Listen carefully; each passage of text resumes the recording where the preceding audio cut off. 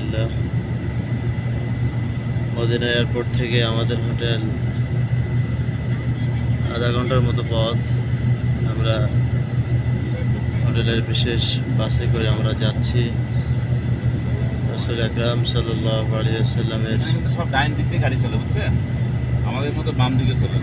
পবিত্র জন্মভূমি মক্কা এবং মদিনা, অনেক দামি শহর। আল্লাহ তাআলা আমাদের দেখার মতো তৌফিক দান করলেন।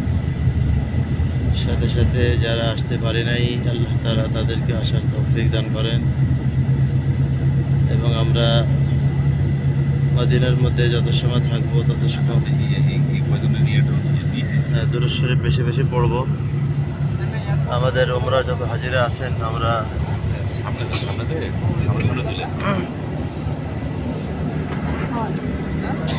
সম্মানিত হাজিরিন,